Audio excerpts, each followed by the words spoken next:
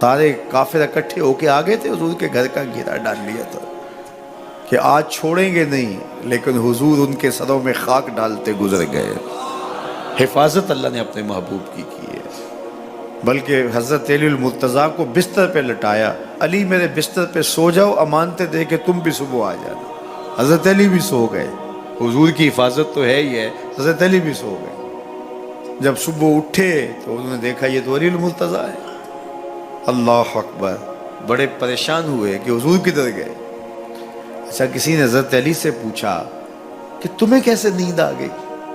ننگی تلواریں لیے وہ گھر کے ارد گرد تھے اور آپ چادر اوڑے سوئے تھے حضور کے مغالطے میں، وہ آپ کو بھی تو نقصان پہنچا سکتے تھے۔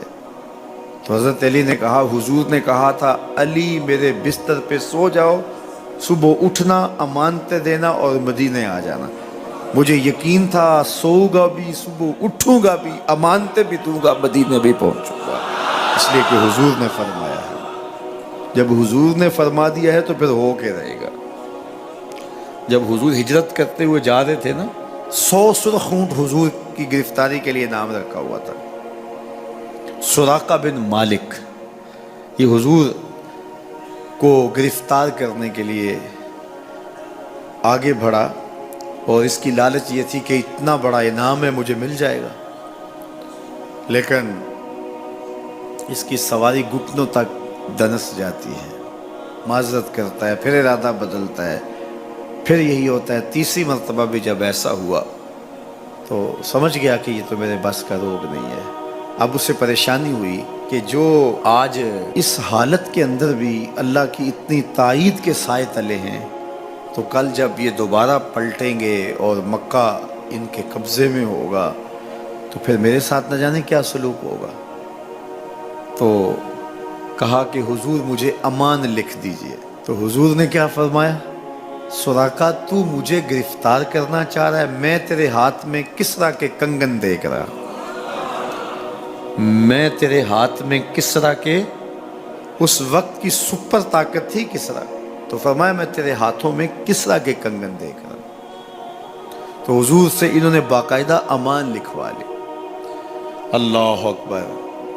حضرت عمر کا زمانہ ہے، ایک جنگ میں حضرت سراقہ بن مالک بھی تھے، تو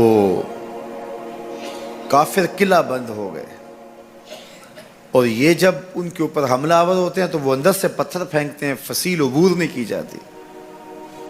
تو سراقہ بن مالک کہنے لگے کہ مجھے آپ منجنیق میں ڈال کر کے ان کے قلعے کے اندر پھینک دو اور میں اندر سے جا کے دروازہ کھول دوں گا، تو پھر تم آ جانا۔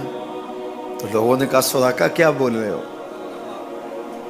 وہ بڑی غلیل کی طرح منجنیق ہوتی ہے، کہا اس میں ڈال کے تجھے پھینکیں گے، جب تو گرے گا تیری ہڈیاں باقی نہیں بچیں گی، پھر وہ تلواریں لیے کھڑے ہیں تجھے زندہ چھوڑیں گے۔ تو حضرت سراقہ نے کہا مجھے کچھ نہیں ہوگا، اس لیے کہ حضور نے کہا تھا تیرے ہاتھوں میں کسریٰ کے کنگن دیکھ رہا ہوں، ابھی تک کنگن نہیں آئے، جب تک کنگن نہیں آتے موت آ ہی نہیں سکتی ہے۔ یہ یقین تھا ان کا، یہ اذعان تھا ان کا۔ تو حضور کی حفاظت اللہ نے اپنے ذمہ کرم پہ لی ہے۔ سوال یہ ہے کہ باقی بھی اللہ کے سچے نبی ہیں، ان کی حفاظت اللہ نے اپنے ذمہ کرم پہ کیوں نہیں لی، اور حضور کی حفاظت اپنے ذمہ کرم پہ کیوں لی؟ باقی بھی کتابیں اللہ کی سچی منزل من اللہ کتابیں ہیں، ان میں تحریف راپ آ گئی، لیکن قرآن مجید کی حفاظت اللہ نے اپنے ذمہ کرم پہ لی۔ کیوں؟ تو اس کا جواب یہ ہے کہ اگر کوئی نبی شہید ہو جاتا ہے تو نیا نبی آنے والا ہے، اس کی جگہ کو پر کر دے گا۔ اگر کسی کتاب میں تحریف راپ آ جاتی ہے تو کوئی بات نہیں، نئی کتاب نازل ہونے والی ہے۔ حضور کی حفاظت اس لیے کی کہ اگر حضور بھی شہید کر دیے جاتے ہیں تو پھر حضور کے بعد تو کوئی نبی آنے والا نہیں ہے، اور کتاب اللہ کے اندر اگر تحریف کر دی جاتی ہے فَبِأَيِّ حَدِيثٍ بَعْدَهُ يُؤْمِنُونَ، تو قرآن کے بعد تو کوئی اور نسخہ نور نازل ہی نہیں ہونے والا، تو لوگ ہدایت، روشنی اور اجالا کہاں سے لیں گے؟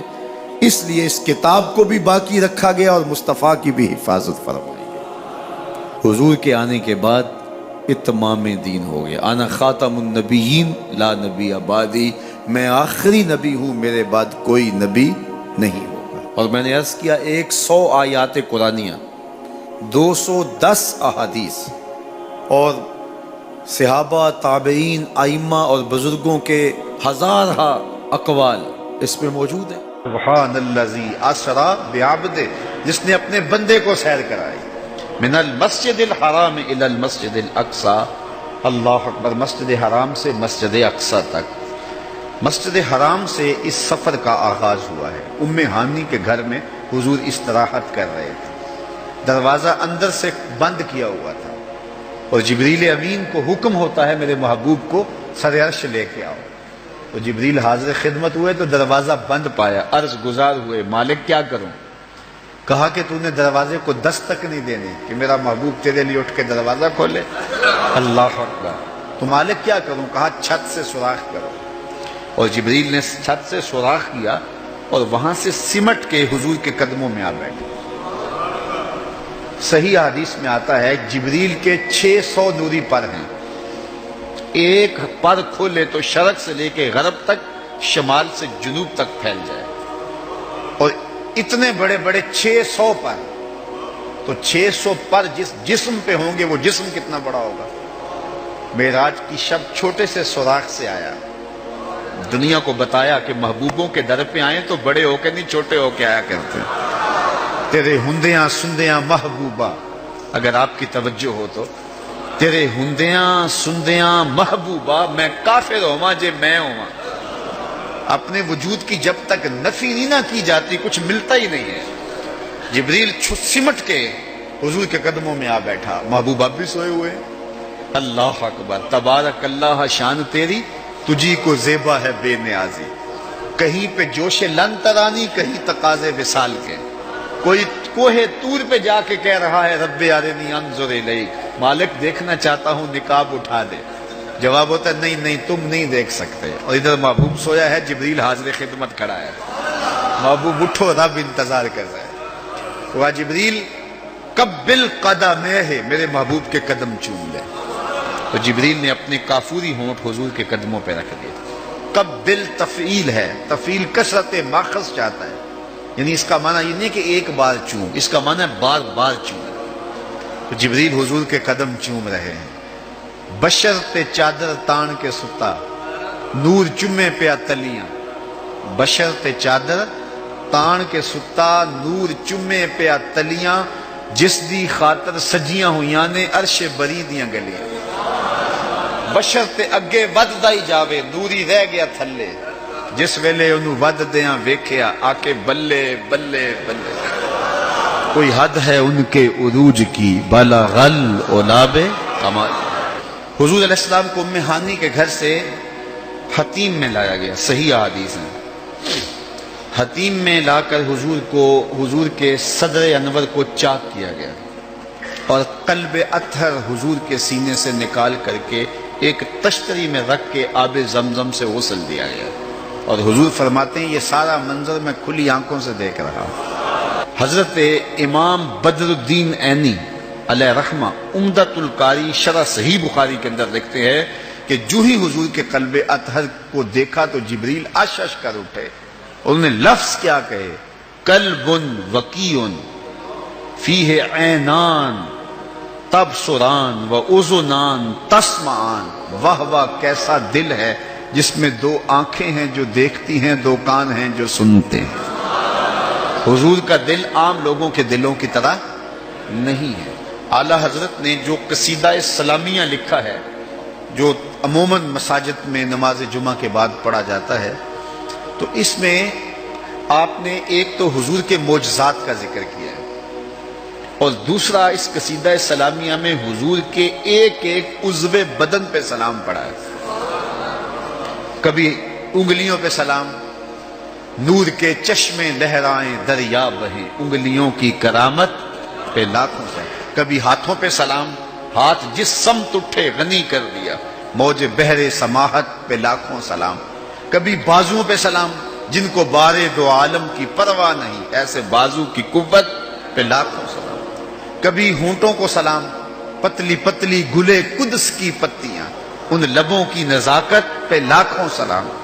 کبھی حضور کے سر انور کو سلام، جس کے آگے سرے سربراہ خم رہے، اس سرے تاج عزت پہ لاکھوں سلام۔ ایک ایک عضو بدن پہ سلام پڑا ہے۔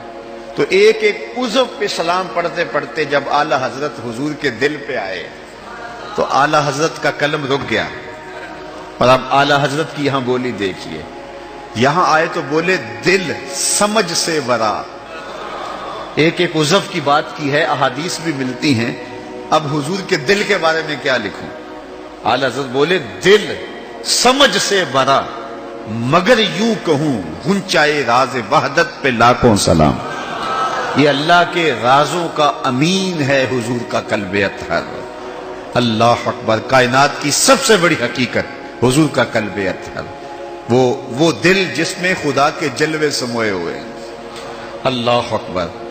حضور فرمایا تنام عینایا ولا ینام قلبی، لوگوں سنو، میری آنکھیں سوتی ہیں، میرا دل نہیں سوتا۔